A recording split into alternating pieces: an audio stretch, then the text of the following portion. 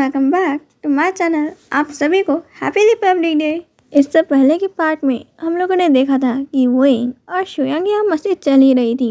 यहाँ पे अब सोंगलान, शाओशी-चैन और नीमिंगज्वे अमेरिका से चाइना यहाँ पे उस इवेंट को अटेंड करने के लिए जा चुके हैं और यहाँ पे उनके 2 दिन बाद ही उनके पूरे फैमिली की यहाँ पे बुकिंग कर दी गई थी फ़्लाइट से। पर वोइंग यहाँ रुक जाता है, उसे भी कुछ काम था। वो अपने वर्क को ख़त्म करने के बाद ही आएगा। वो कहता है कि आप लोग जाओ, मैं यहाँ पे हूँ।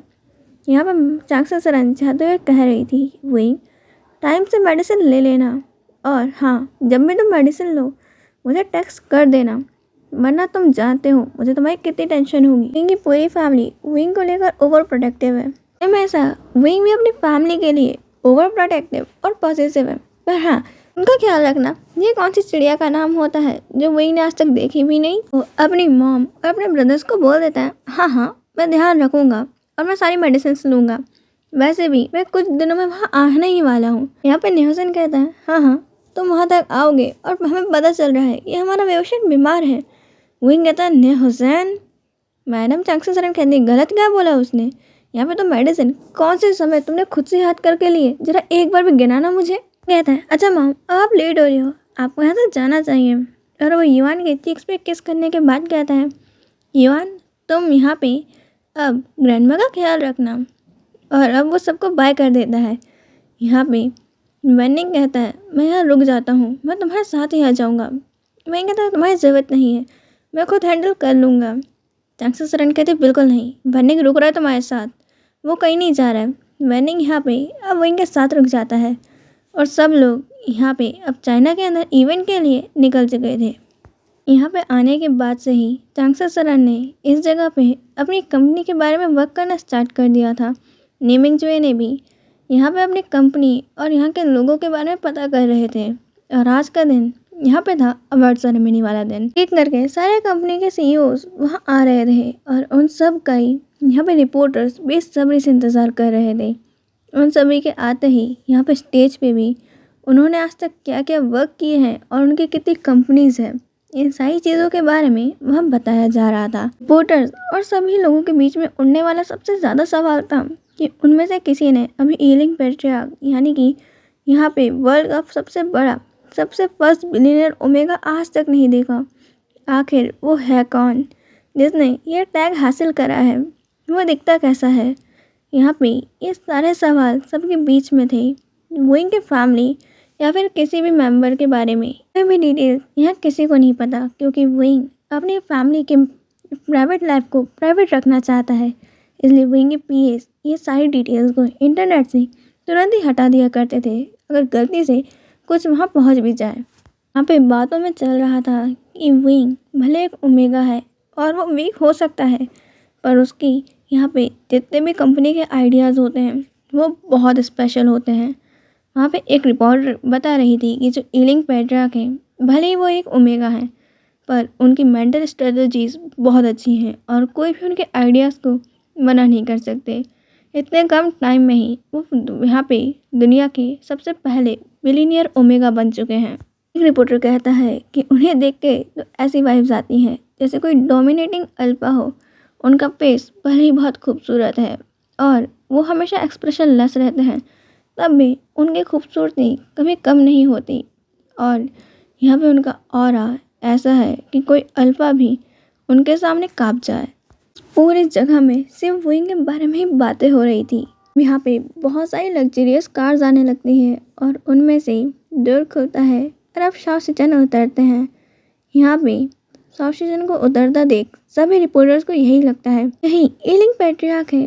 पर यहाँ पे शाओशी-चैन के उतरते ही यांग और नीमिंगज्वे भी वहाँ से उतरते हैं। तो यहाँ पे अब बातें होने लगती हैं कि ये लगता दुनिया का सबसे बड़ा फर्स्ट बिलियनर ओमेगा अल्फाज के साथ रहने के कारण ही बना है। यहाँ पे अजीब गरीब बातें होने लगती हैं कि ओमेगास के ऊपर तो हमें हमेशा से शक था कि वो कभी किसी अल्फा के सपोर्ट के बिना कुछ कर ही नहीं सकते।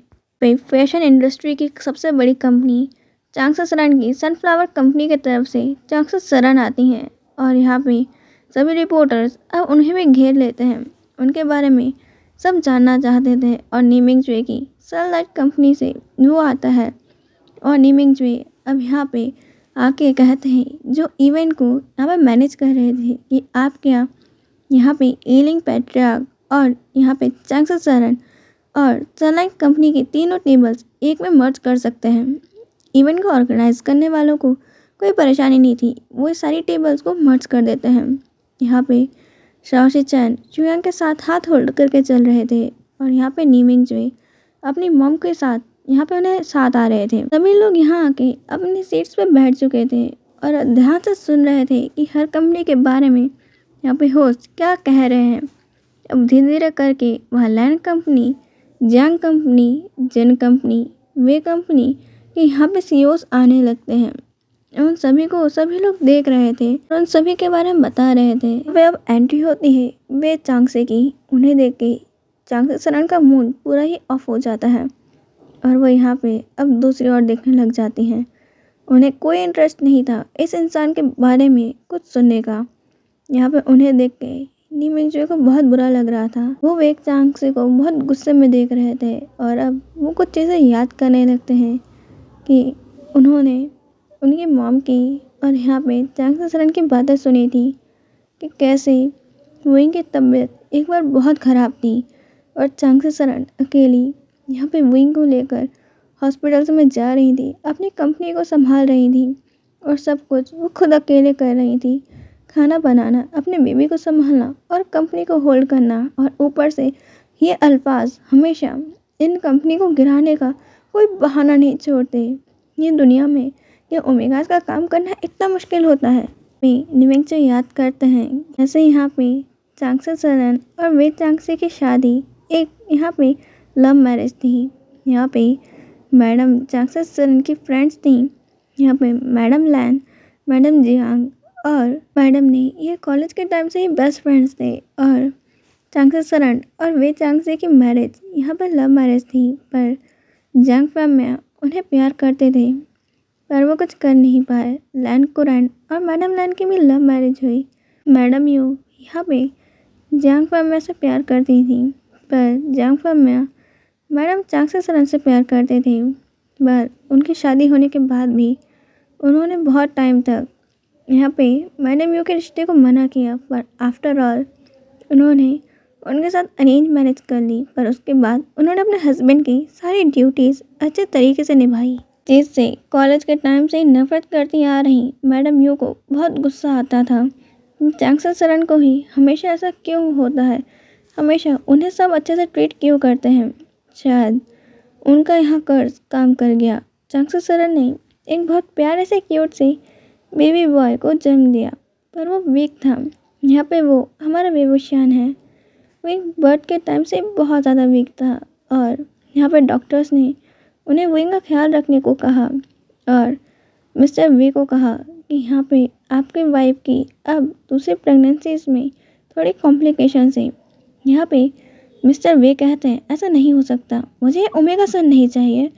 मेरे को आप कोई रास्ता बताइए कि चांगसा सरन किसी और मेथड से दूसरी बार प्रेग्नेंट हो सकती है और वो अल्फा को बर्थ दे सकती है। इसे सुन के डॉक्टर कहती है अभी अभी आपका बेबी का बर्थ हुआ है और आप ये क्या पूछ रहे हैं, ऐसा नहीं हो सकता। मैंने कहा ना, अगर वो दूसरी बार यहाँ पे कंसीव करने की कोशिश करेंगी या फिर कंसीव हो भी जाएगा तो उनको और भी ज़्यादा कॉम्प्लिकेशन सहनी होंगी और उसमें उनकी डेथ भी हो सकती है। क्या अपनी वाइफ को मारना चाहते हैं?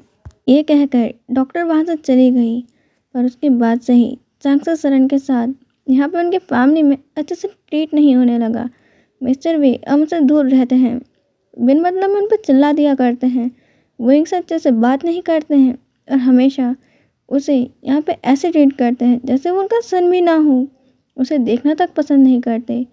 विंग के ग्रैंड पेरेंट्स यहाँ पे मिस्टर वे के पेरेंट्स उसे बिल्कुल लाइक नहीं करते। विंग के ग्रैंड पेरेंट्स को विंग पसंद है। चांगसा सरन की मॉम विंग से भी बहुत प्यार करती हैं। चांगसा सरन हर बार कोशिश करती हैं कि शायद विंग से वो लोग प्यार करने लगे पर उनका बिहेवियर और भी ज़्यादा बुरा होता जाता है। मिस्टर वे के पेरेंट्स विंग को बहुत हार्शली ट्रीट करते हैं, बहुत ऊंची आवाज़ में बोलना, डांटना और यहाँ तक कि उत्ते से बच्चे को थप्पड़ मार देना, ये बहुत बड़ा होता है। पर चांगसा सरन यहाँ पे अभी सब कुछ सह रही थी कि एक दिन उन्हें कॉल आता है। उनकी मॉम की कंडीशन बहुत सीरियस है, वो हॉस्पिटल में है, उन्हें हार्ट अटैक आया है। वो यहाँ से भागते हुए जाती हैं तो अपने हस्बैंड को कहती है, प्लीज़ तुम बेबी का ध्यान रखना। वो ये कह के वहाँ से चली जाती है, पर मिस्टर वे ने उनकी बातों को पूरी तरीके से इग्नोर कर दिया। वो थोड़ी देर अपना काम करते हैं और फिर वहाँ से कंपनी चले जाते हैं। विंग अपनी मॉम के लिए रोने लगता है तो यहाँ पे उसके ग्रैंड पेरेंट्स उसे यहाँ पे पहले डांटते हैं और जब विंग चुप नहीं होता उसे एक थप्पड़ मारते हैं और स्टोर रूम में बंद कर देते हैं। अंधेरी जगह को देखकर विंग को डर लगने लगता है और वो लोग बाहर से विंग की रोने की आवाज़ सुन के और उस पर चिल्ला रहे थे। ये सब सुन के विंग को पैनिक से अटैक आने लगते हैं और वो वहाँ बेहोश हो जाता है। उस टाइम बाद मेड जैसे ही डोर खोलती है तो वो विंग को फ्लोर पे गिरा हुआ देखती है जिसके मुँह से झाग आ रहा था और वो घबराते हुए जल्दी से यहाँ पे चाक ससुरन को कॉल लगाती हैं और विंग को भागते हुए वो हॉस्पिटल लेकर आती हैं। यहाँ पे चाक ससुरन ये सारी चीज़ें सुन के बहुत गुस्से में थी।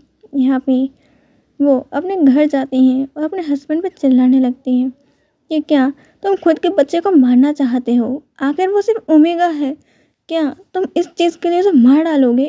तुम उसका ध्यान नहीं रख सकते थे। मिस्टर वे उन्हें एक थप्पड़ मारते हैं और कहते हैं, पहले तो तुम मुझे अल्फ़ा बेटा नहीं दे सकी और यहाँ पे तुमने बर्थ भी दिया तो उस वीक से ओमेगा को। यहाँ पे बताओ मेरी कंपनी का हायर अप बनेगा कौन? ससुराल कहती, तुम्हारे लिए तुम्हारे बेटे से बड़ी ये कंपनी हो गई, क्या तुम उसके साथ थोड़ी देर रुक नहीं सकते थे? मिस्टर वे कहते हैं, मुझे और भी काम है और मैं अपनी मीटिंग्स छोड़ के इस बदतमीज़ बच्चे को नहीं संभाल सकता। इसे मैंने चुप होने को कहा था। मैडम ससुराल कहती, वो बच्चा है, वो छोटा सा बच्चा यहाँ पे प्यार डिजर्व करता है, तुम्हारी केयर डिजर्व करता है, तुम्हारी डांट नहीं। अगर इस तरीके से तुम उसे चुप रहने को भी कहोगे ना तो वो डर जाएगा। उन्हें डर लगता है कि अगर वो यहाँ कुछ टाइम और रही तो उनके बेबी को पक्का ये लोग मार डालेंगे। इसलिए वो कहती, मैं जा रही हूँ यहाँ से। वो अपना और विंग का सामान पैक करती हैं और वहाँ से चली जाती हैं। चांग ससुराल के जाने के बाद मिस्टर वी को लगता है कि वो आ जाएंगी, कि उसके बिना वो कर ही क्या सकती है। एक अल्फ़ा के बिना ओमेगा कुछ नहीं कर सकते। वो अपने ईगो में यही सोच रहे थे। 2 दिन बाद उन्हें डिवोर्स के पेपर मिलते हैं साइन किए हुए। चांग ससुराल वहाँ से जा चुकी थी। ना यहाँ पे चांग ससुराल की मॉम थी, ना ही विंग। वो विंग और अपनी मॉम को लेकर चाइना से दूर जा चुकी हैं और मिस्टर वे पता करने की कोशिश करते हैं। उन्हें कुछ पता नहीं चलता और वो भी डिवोर्स के पेपर को साइन करके यहाँ से भिजवा देते हैं। कुछ टाइम बाद तक वो यहाँ पे चांग ससुराल को ढूंढने की कोशिश करते हैं, पर यहाँ पे वो अमेरिका जा चुकी थी और मैडम ने और मिस्टर ने उनकी हेल्प करी थी। मिस्टर ने यहाँ पे उनके सभी डिटेक्टिव्स को यहाँ पे कुछ भी पता चल नहीं दिया और कुछ टाइम बाद चांग ससुराल को न्यूज़ में पता चला कि मिस्टर वे ने एक सेकंड मैरिज कर ली है मिस लू के साथ, पर मिस लू उन्हें चीट कर रही थी और उन्होंने अबॉर्शन भी कराया था। इसलिए उनके अफेयर्स के कारण उन लोगों का बहुत जल्द ही डिवोर्स हो गया।